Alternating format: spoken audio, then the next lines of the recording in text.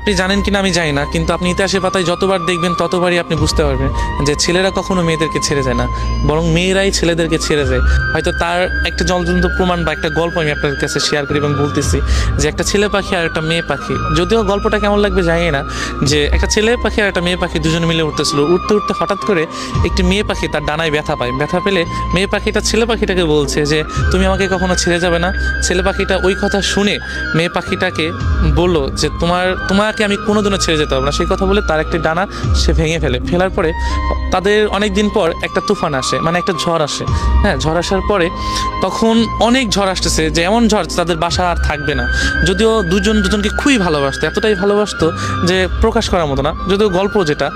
তো ছেলে পাখিটা বলতেছে যে তুমি চলে যাও, ভালো একটা জায়গায় চলে যাও, ঝড় শেষে তুমি আমার কাছে আবার ফিরে এসো।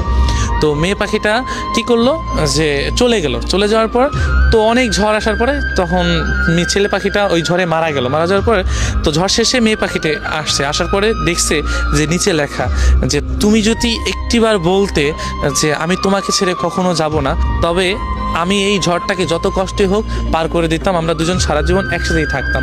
তো এই লেখাটা দেখে মেয়ে পাখিটা কান্না করছে। সো কান্না করে কি হবে, যে চলে যাওয়ার তো চলেই গিয়েছে। তো আমরা না ভালোবাসা মানুষগুলোকে না চলে যাওয়ার পর বুঝে, আগে না। তো ইতিহাসের পাতা আপনি যতই দেখবেন ততই আপনারা বুঝতে পারবেন যে ছেলেরা কখনো যায় না, কারণ একজন ছেলে সব কিছুই সহ্য করতে পারে, শুধু প্রিয় মানুষের ছেড়ে যাওয়া।